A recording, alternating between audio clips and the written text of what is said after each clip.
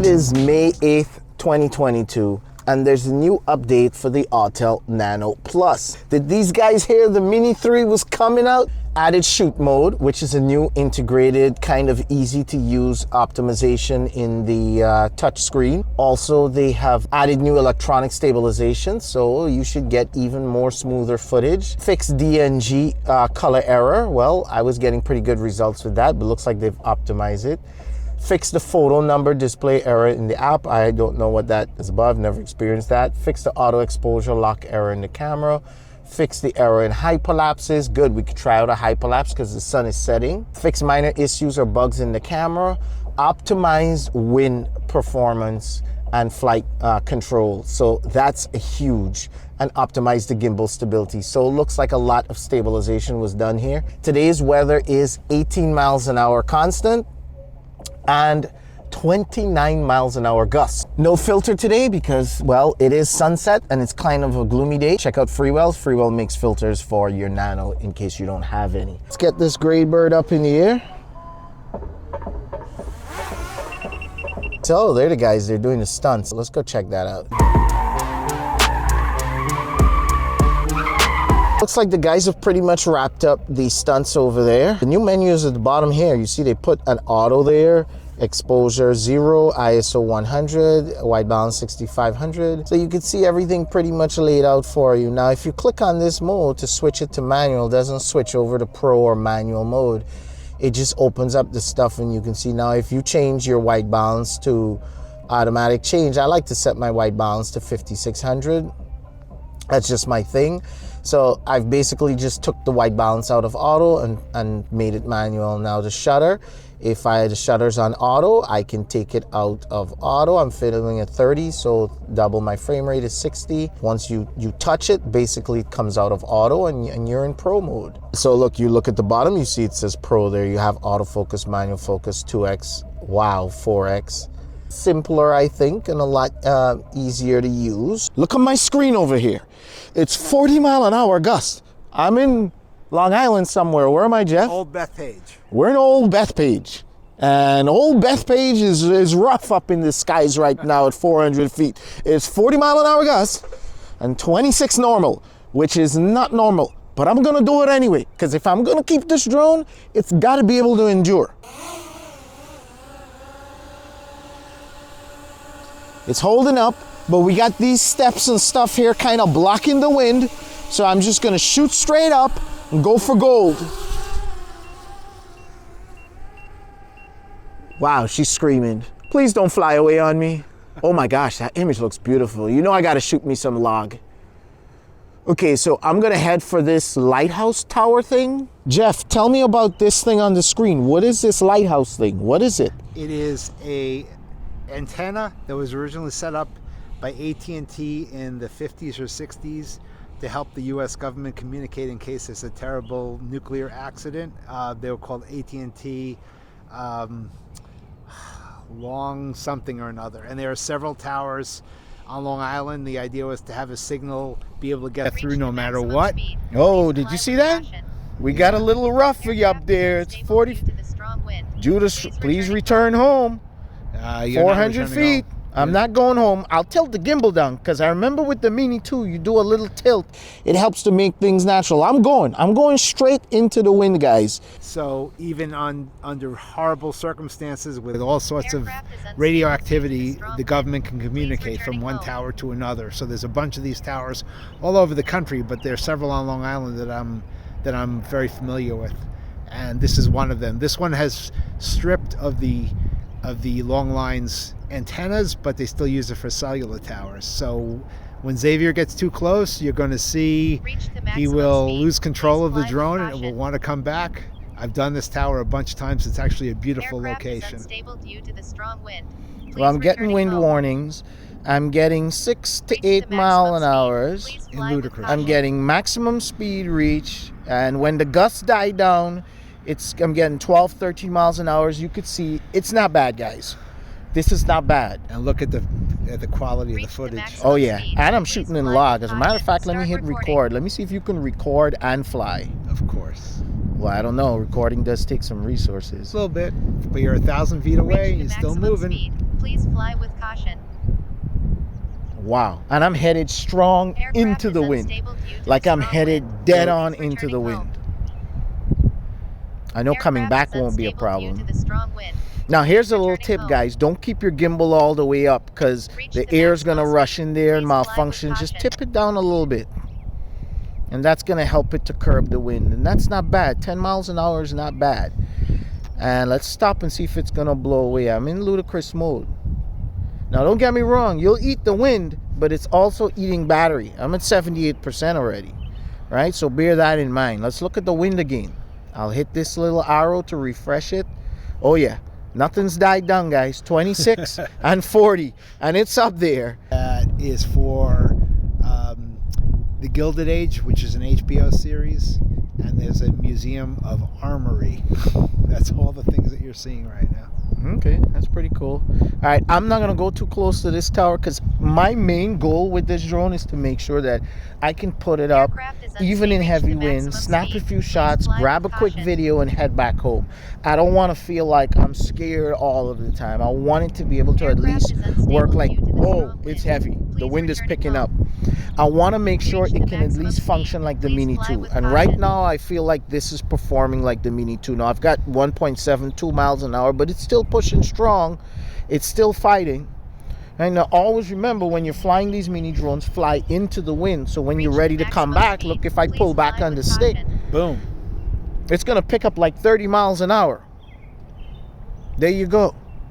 33, 34 miles an hour, and it's going to come back fast. So always take off and head into the wind. So when you come back, you'll come back much easier. So this was a great test. And normally you don't want to fly any drone under these circumstances. Nothing. You don't want to fly anything. Is that us? That is us. There we go. Let's come down.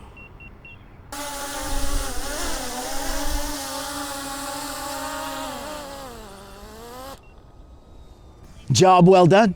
All right, so I just figured I'd give you guys a quick update to keep keep it posted with what's going on. This guy's definitely going to be kept right now because for me this is the ultimate test.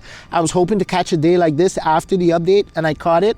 So yeah, so now this guy's going to be going up against the Mini 3. Keep it locked right here, guys. Hit subscribe. All right, so for me so far the wind update looks like a big plus. This drone is definitely a lot more manageable in the wind, which is good. They said they did work to the hyperlapse. You just go into hyperlapse mode. The menu is pretty cool though. You slide over to hyperlapse.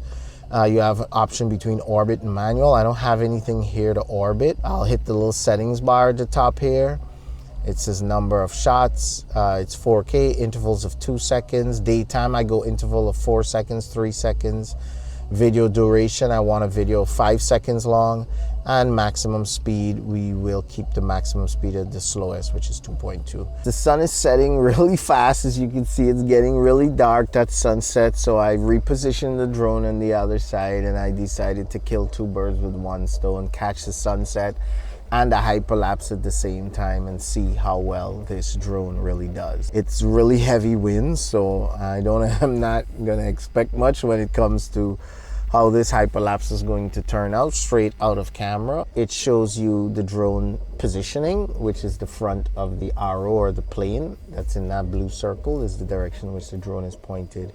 And it's showing you the drone move along, which is really nice. Autel did a nice job with this app. I really like the simplicity in this app for a drone like this, a beginner drone. And comparing it to the Mini 3, let me know if you guys want that as well. This is a beautiful, beautiful, beautiful sunset. So I'm gonna have it in auto and just record this sunset. And then I'm gonna put it in log and record it for 15 or 20 seconds and then HDR. I must say, even in this heavy wind, this camera is still, I can't see the shake in the gimbal, which is good. And I'm actually feeling a little confident flying this drone now. I feel like the improvements were definitely good. So I'm gonna shoot some more videos out here. The sun is setting in my eyes. We'll head back over to my laptop and yeah, we'll check it out from there. Back at the computer at home and looking at some of this footage. By the way, did I tell you guys I got a new chair? Yes, because editing does take time, and if you're going to spend time here, then you're going to need a good editing chair. And this one here I am really happy with. It's very comfortable,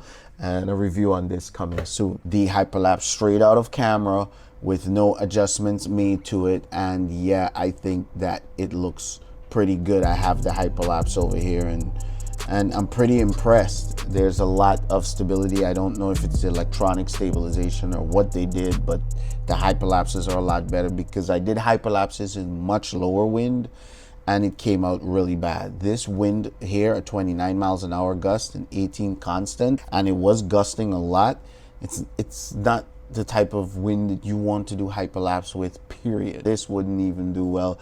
Yes, it would handle the wind well, but the camera would still suffer and shake because of the high wind. So it's just, I'm pretty happy with the results, taking into consideration the wind. If you're not a patron, consider becoming a patron, because I'm working on a hyperlapse class to give you guys some even more goodies, because I know everybody loves a good hyperlapse in your life. When it comes to the drone shots, this was in auto. I just basically flew over to the car and hit record. I'm pretty happy with how this came out as well, straight out of camera. The image on this drone straight out of camera is phenomenal. There's no questioning that at all. It's unreal. A lot of people ask me, why don't I review or compare the image coming out of this with something like the Air 2S, because they think it replaces the Air 2S. It shoots log, but it doesn't shoot 10-bit. It only shoots 8-bit log. This also shoots 5.4K. However, if you're never filming in log, you're never filming in 5.4K,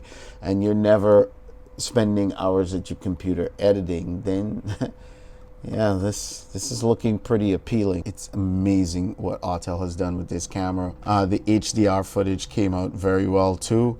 The log footage, I did have to apply some noise reduction, and I actually liking the HDR for this shot. I think they really did a phenomenal job with the HDR, and if it's too strong in terms of punchy for colors, then I think the standard is a nice balance. The log did take a lot of work in this sunset shot, so I'll probably stay away from log when doing sunset. But overall, pretty happy with all three images. The night shots were just, they are on another level. Don't know if you've seen them, but here you go.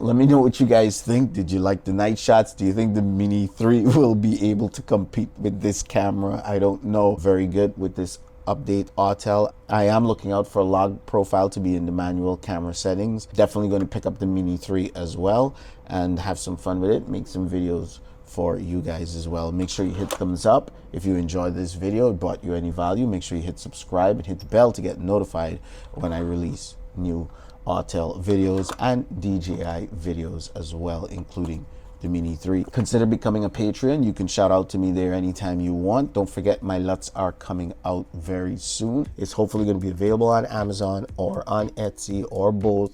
I'll leave links when that time comes, and I'll make a video showing you how to use these LUTs, how to apply them to make your footage pop, especially if you're now beginning and starting out with log color profile. So guys, stay tuned, and I will catch you guys, well, whenever I can. Make sure you become a Patreon, guys.